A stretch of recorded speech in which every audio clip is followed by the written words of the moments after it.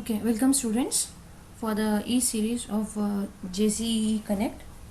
So today I'll be starting with the last topic of the module 5, which is regarding the drive considerations for various applications, okay, like the textile industry, the machine toolkits, the cranes and hoists, okay, and the rolling mills, right? So basically we are going to deal with these four applications of the industrial drives, right? So starting with consideration of drives for the textile industry, right? Now you understand that textile industry is an industry which starts from the fields, right? And its final product, see, the raw product is your cotton which comes out from the fields, the raw fields, okay, whereas the output is from the industry, right, which is your finely done clothes, the fashionable clothes, okay. This your textile industry, maybe the bed sheets or something like this, right? So this is your final product, right? So what I mean is there are several processes involved in the dyeing. The finished cloth comes out of a mill from its basic raw material cotton, right, which is picked up from the fields, right? As I said, the raw material comes from the fields, right? So the different requirements of the motors are different for different processes, right? The several stages in the textile industry and the requirements of the drive motor for each stages, right, are different, right? So for that we need to go on seeing what are the different processes taking place in the textile industry, right? So the very first process taking place in the textile industry is my ginning process, okay. So the process of separating seeds from the raw cotton picked from the field is called ginning, okay. So this may be done, right, ginning, this may be done in the mills which are located very near to the fields or in the industrial location itself, right? But in the former, the ginned cotton is transposed to the industrial area in the form of hales, okay. You understand it, that in the former process the ginned cotton is transposed, right, in the form of hales to the industrial area, okay. The ginning motors must have, see, I told you we are talking about the drive considerations. So in each process what are the drives required, what are the machines required, we'll be discussing this, right? So first is the ginning motors must have the speed ranges of 250 to 1450 rpm, right? The load speeds are fairly constant, so no speed control is required, okay. So commercially if I talk, the available squirrel cage induction motors can be employed for this, right? This is the ginning process. So let me take you in detail, right, what is your ginning process. So you can see this is how the ginning process takes place. So I said the ginning process is a process of separating seeds from the raw cotton picked from the fields, okay. It means, see, you can see this side we have a rotor here, okay, it's a brushless rotor, right? I said in that case we can use a squirrel cage induction motor, okay. This you can assume it as a squirrel cage induction motor, right? This is rotated, right, through which my raw cotton enters. So this is the path of raw cotton, it enters this way, it enters the motor where seeds are separated from the cottons or cotton balls, okay, and the clean cotton comes here, seeds are collected at the top, okay. I hope this is clear. This is all about your ginning process, right? Next, the next process which is taking place in the textile industry is your blowing process, okay. So the ginned cotton in the form of whole, a form of bales, is opened up and is cleaned up very well, right?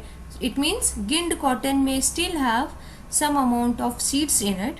So here in blowing, right, these bales or what I called you hails are opened and it is cleaned very well, right? So normally three-phase induction motor may be used for this purpose. Okay, so the drive used here is your induction motor, right?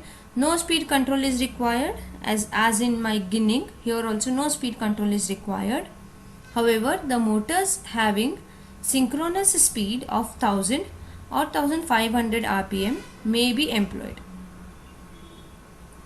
Okay, so this is my blowing process. See, blowing you all understand, passing air at very high speed, right, which will remove if any small seed particles or seedlings are there in the cotton, right? So this is about blowing. Next process is my cording process. Okay, is the cording process. The process of converting cleaned cotton into laps is done by the lap machines. Okay, so these lap machines are normal three-phase standard squirrel cage induction motors, right? These laps are converted to slivers by the process called cording.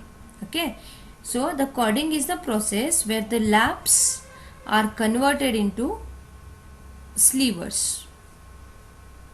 Okay, so talking about the drive used, so the motor used for cording is required to accelerate a drum having a large moment of inertia, right? So the second requirement of the drive for the cording is it should withstand prolonged accelerating periods. Okay, see, this process may be longer. Okay, so it should be able to withstand prolonged acceleration periods. Next, to meet these requirements, the motor must be selected, right, and this selection has to be made very carefully, right? So the motor selected must have a very high starting torque and low starting current. Why? So that starting losses are kept minimum. Okay, why we keep low starting current? So that starting currents can be kept to a minimum value. Starting current is kept low because losses can be kept to a minimum value. Okay. Next, the motor must have sufficient thermal capacity to withstand the heat produced by the losses, right? As I said, losses because prolonged acceleration, the process goes for a longer amount of time, right? So your motor must be sufficient, must have sufficient thermal capacity to run for such long times, right? So these cord motors, what I am talking here, are standardized according to my some BIS standards or IS standards, okay, which gives the specification for the cord motors, right? I hope I'm clear, right? So now talking more elaborately about the drive used. So normally the three-phase totally enclosed fan cooled squirrel cage induction motors with high starting torque may be employed. Okay, see, you understand here why we use a fan. Okay, fan cooled squirrel cage induction motor, because I told it has to undergo for the cording process for a longer amount of time. So losses will take place, heat will be there. So to remove the heat, we need this type of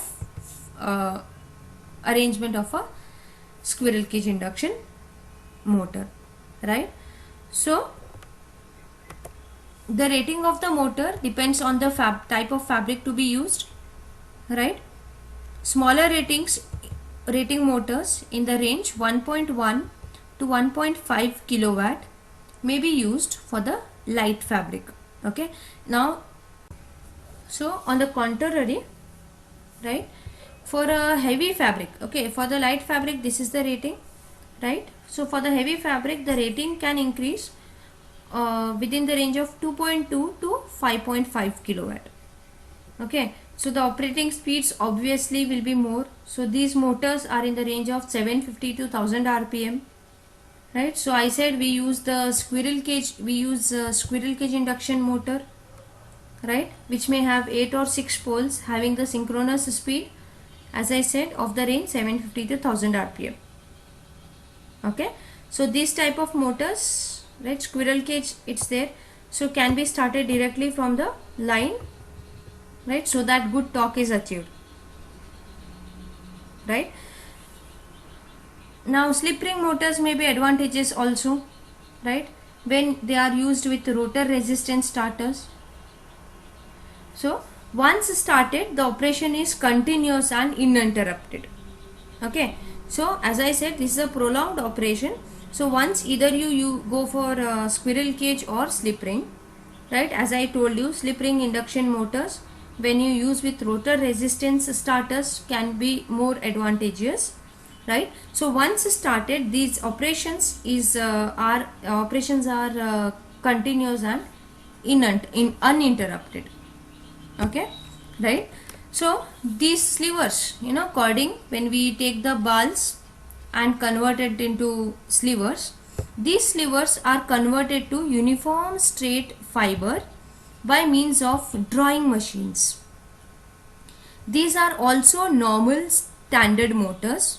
However, the motor selection must be, or motor selected must be capable of stopping instantaneously in case the sliver breaks.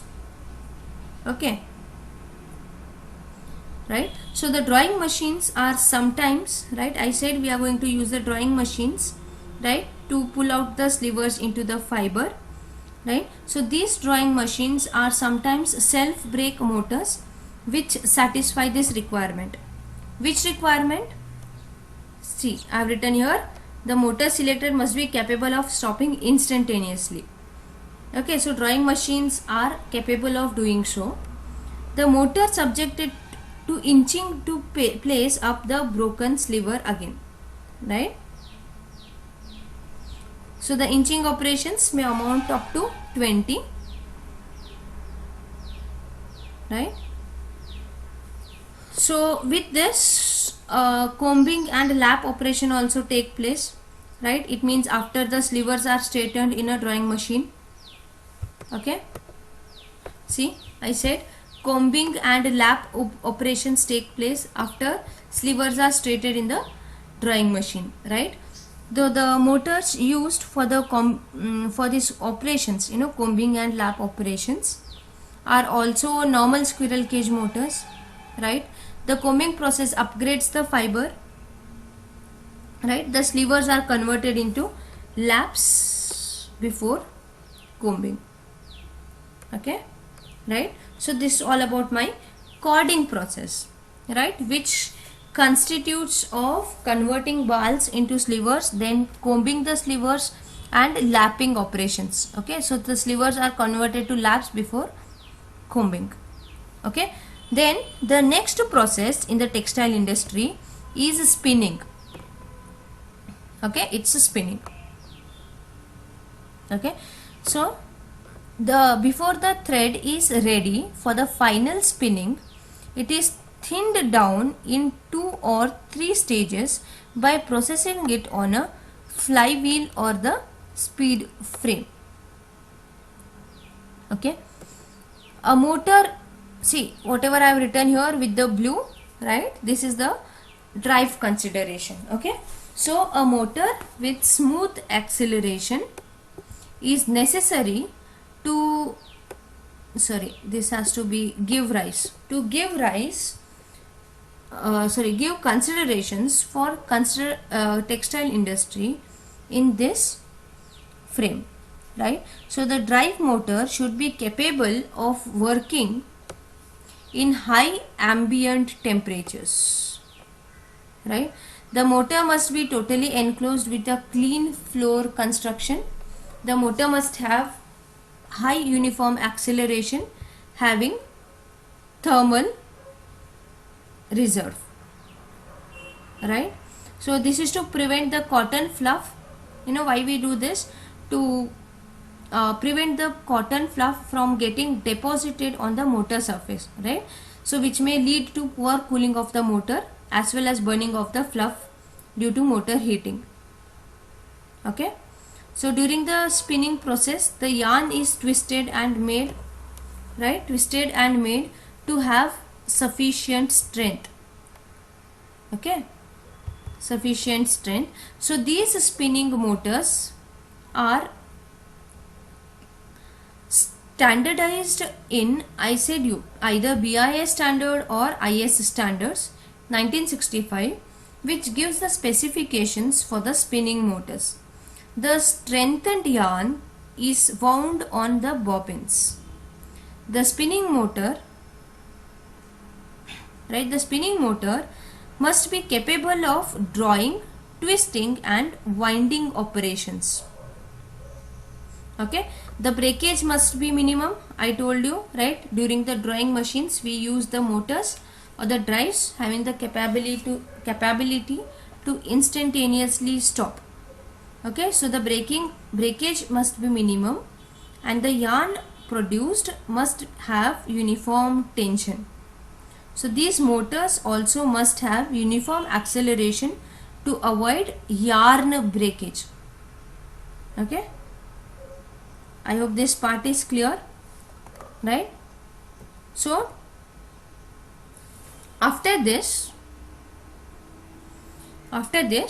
the weaving of yarn into cloth is done. Okay, when we call the process as looming. Okay, it is getting into looms. Okay, the drives may be either semi group drives or individual drives. Okay, we have read about the semi group drives and the individual drives. Okay, depending upon the quality of the cloth required. The speed of the operation is normally 600 to 750 RPM. Okay, so various requirements of a loom motor are: first is its starting torque must be high to complete the pickup job in very short time.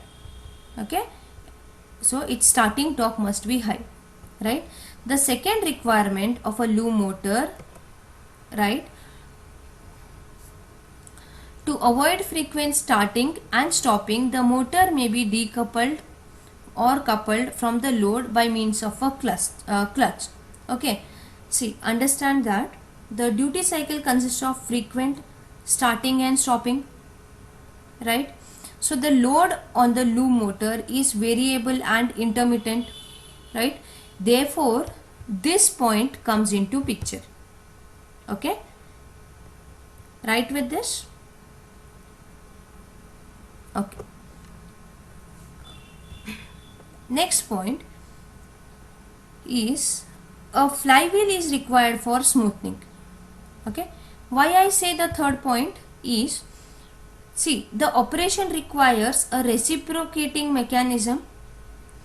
Actually rotatory motion must be converted to linear reciprocating motion, right? So the current and the torque pulsations are present.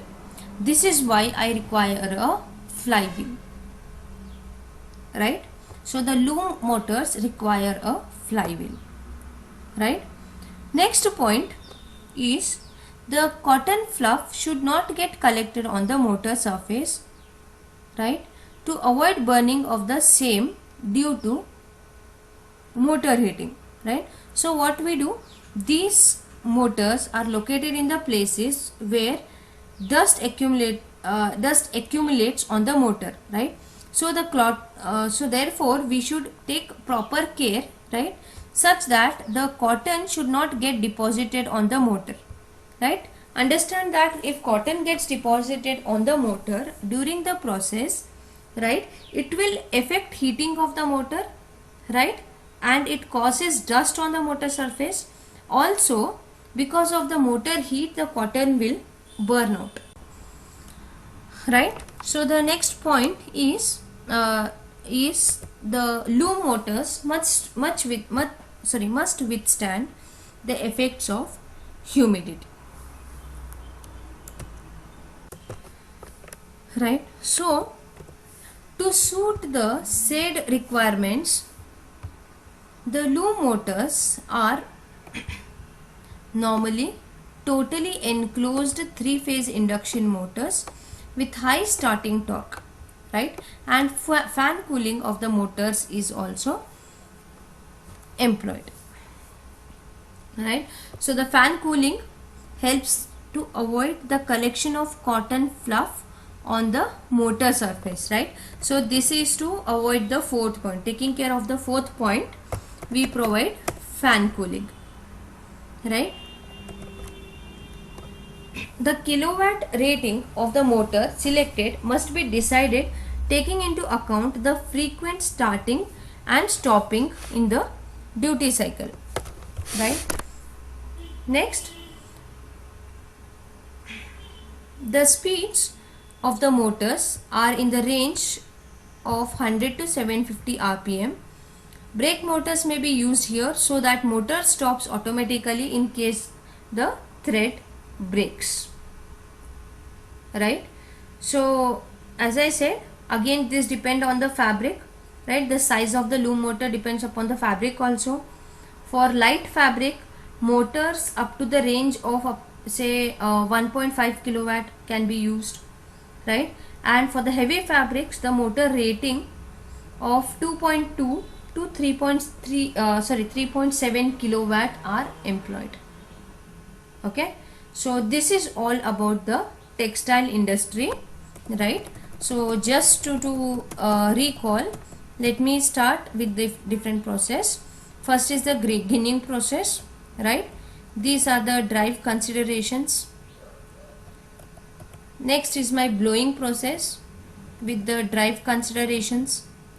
Next is my cording process with the drive considerations, right? See, the drive selected must have these things, right? This is for the cording process. Next is for spinning process. My drive considerations are this.